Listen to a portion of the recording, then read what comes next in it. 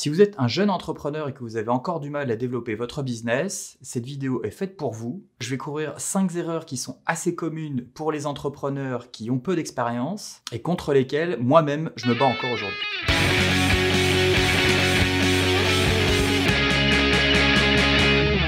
Worketeux, worketeuses, bonjour, bienvenue sur cette chaîne où on parle de marketing, de business et d'entrepreneuriat. Je suis Olivier, entrepreneur à Los Angeles et aujourd'hui, on va voir 5 erreurs assez communes que les jeunes entrepreneurs font sans toujours s'en rendre compte. Commencer son entreprise, c'est quelque chose qui est très compliqué.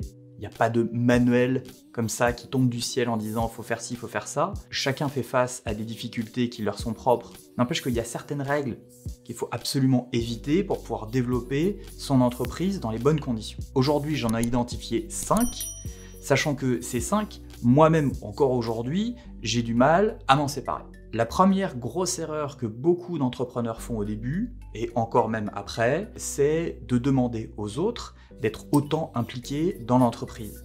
Le problème, c'est que ça ne peut pas fonctionner comme ça. À partir du moment où c'est vous le boss, et que vous avez décidé, en votre âme et conscience, que vous allez travailler jour et nuit, que vous allez même travailler le week-end, que vous allez travailler non-stop, quitte à faire des sacrifices point de vue familial, point de vue amical, ce genre de choses, ça c'est votre problème. Mais vous ne pouvez pas demander cette même implication aux gens qui travaillent avec vous. Que ce soit des employés, que ce soit des actionnaires, ou que ce soit des partenaires dans votre business. Ça, c'est quelque chose qui est juste pas possible. C'est extrêmement toxique, c'est extrêmement nocif pour l'ambiance. Et tout ce que vous allez faire, c'est de plomber le moral, de vous plomber le moral aussi à vous, et au final d'être beaucoup moins efficace. Sachant qu'il y a des gens qui travaillent beaucoup plus vite que d'autres, il y a des gens qui sont beaucoup plus efficaces que d'autres. Évidemment, il faut trouver les bons collaborateurs, il faut trouver les bons partenaires, mais chacun va être impliqué différemment. Vous ne pouvez pas demander aux autres d'être autant impliqués que vous-même. Et c'est normal que vous soyez à 100%, voire même à 200% dans votre entreprise. C'est logique, c'est humain, surtout au début. Mais vous ne pouvez pas demander aux autres d'être aussi à 200%. Ils n'ont pas les mêmes enjeux dans l'entreprise. Ils n'ont peut-être pas forcément des actions, ils n'ont pas forcément de dividendes, donc vous ne pouvez pas leur demander de travailler jour et nuit, de travailler aussi le week-end, etc. C'est votre choix, ça vous regarde, mais les autres, eux, ont le droit d'avoir une vie. Ce qui amène au deuxième point qui est aussi problématique, c'est de ne pas prendre de temps pour soi. C'est très simple dès le départ, et même sur la longueur, d'être la tête dans le guidon et de travailler jour et nuit, de jamais prendre de week-end, de jamais prendre de vacances, parce que évidemment c'est pas évident, mais c'est une erreur, c'est une énorme erreur.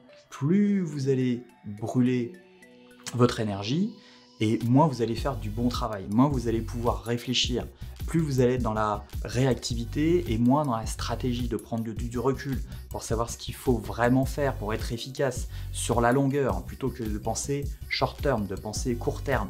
C'est très important de prendre des week-ends. Si vous devez travailler le week-end, essayez de travailler juste 1 ou 2 heures, pas plus, de passer du temps avec sa famille, que vous ayez des enfants ou pas, de passer du temps avec ses amis, de ne pas se couper du monde.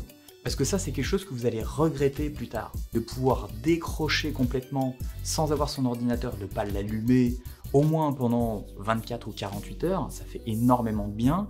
Et quelquefois, de pouvoir décrocher pour pouvoir revenir le lundi matin frais et d'avoir les idées claires, ça vous permet d'être plus efficace plutôt que d'avoir travaillé à moitié parce que vous n'êtes pas motivé, parce que vous avez fait les choses à moitié pendant le week-end et de pas du tout s'être reposé. En plus, vous allez être irritable, donc ça va mettre la mauvaise ambiance.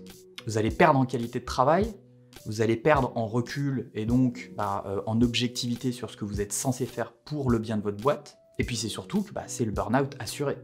Et là, pour le coup, le burn-out, faut pas rigoler avec, parce que ça peut arriver plus ou moins vite. Il y a des gens qui ne se rendent pas compte, mais ils travaillent tellement qu'ils se disent il n'y a pas de souci, et puis du jour au lendemain, ils ne peuvent plus. Et là, c'est problématique parce que l'entreprise, il n'y a plus rien qui tourne. Parce que si vous n'êtes plus là pour prendre les décisions et que vous étiez le noyau central de la chose, c'est fini. Donc pour éviter le burn-out, c'est excessivement important de pouvoir prendre un break, de prendre des week-ends. Si vous pouvez de prendre des vacances, je sais c'est pas évident de prendre des vacances, passer du temps en famille, passer du temps avec des amis, c'est extrêmement important. Et donc forcément pour pouvoir prendre des week-ends, pour pouvoir prendre du recul et pour pouvoir se reposer, il faut savoir déléguer. C'est des conseils que je me donne aussi à moi-même. Mais c'est vrai que savoir déléguer, c'est très important. Votre temps est précieux. À partir du moment où vous faites des tâches qui ne sont pas forcément à très haute valeur ajoutée et que ce sont des choses qui peuvent être déléguées beaucoup plus facilement, avec peut-être des guidelines, avec des documents qui montrent comment faire, etc., à des gens peut-être qui sont un peu moins qualifiés, des employés, des freelances, ce genre de choses, c'est quelque chose qui va pouvoir vous mettre dans une position de réflexion et vous mettre dans une position de quelqu'un qui dirige une entreprise. Si vous faites tout, si vous faites la stratégie, que vous faites aussi la clientèle, que vous videz les poubelles, il y a un moment où ça devient complètement déconnant. Et donc, il faut savoir déléguer. Forcément, déléguer, ça veut dire payer les gens, ça veut dire bien manager les budgets que vous avez. Quelquefois, il n'y a pas de budget, donc il n'y a pas forcément de choix. Mais c'est vrai que faire appel à des freelances quelquefois pour des tâches qui sont ponctuelles ou qui sont régulières, mais qui n'ont pas besoin d'une grande valeur ajoutée, ça va vous permettre de prendre du recul, peut-être de faire moins de marge, mais au moins de pouvoir faire grossir votre entreprise plus vite. En revanche, il y a aussi une autre chose qui est très importante, c'est savoir dire non.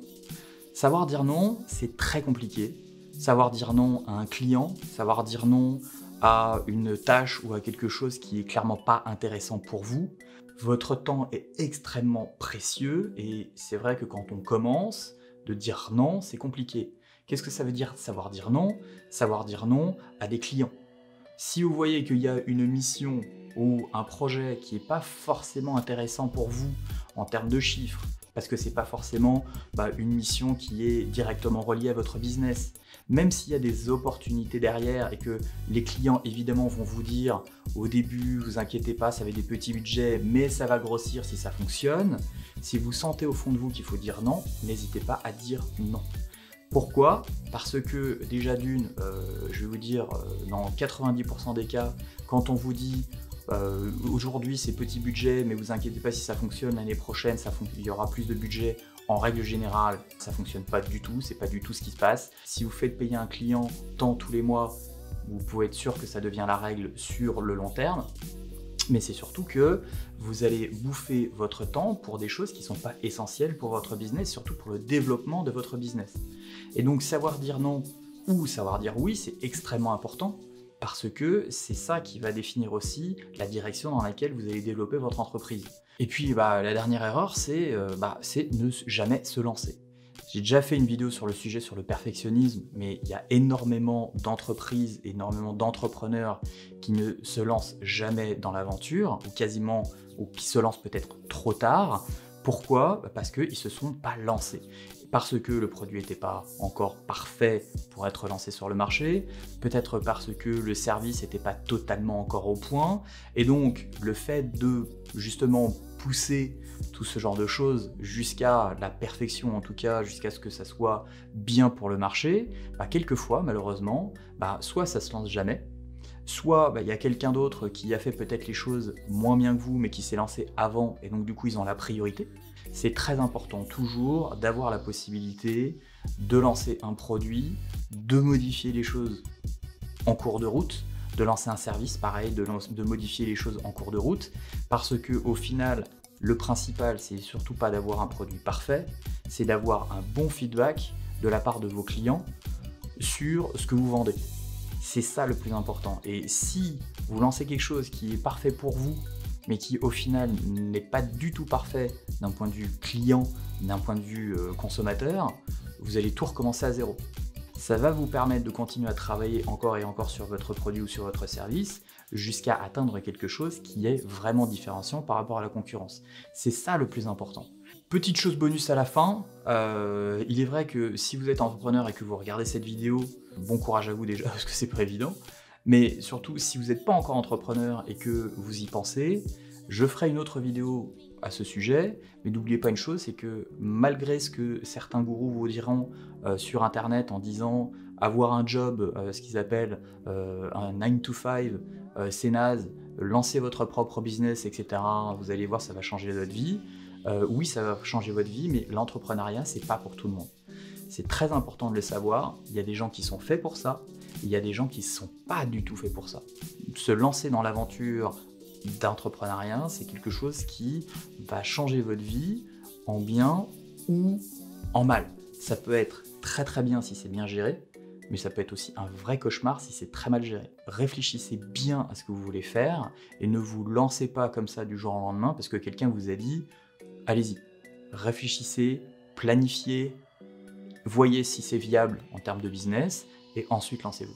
Voilà ce que je peux vous dire aujourd'hui sur les 5 erreurs communes que les jeunes entrepreneurs font. Et malheureusement, moi-même, je les fais encore. N'hésitez pas évidemment à mettre un petit pouce bleu et à nous suivre. Et puis bientôt dans une future vidéo sur futurs entrepreneurs, regardez cette vidéo avant. Parce que je pense que c'est important.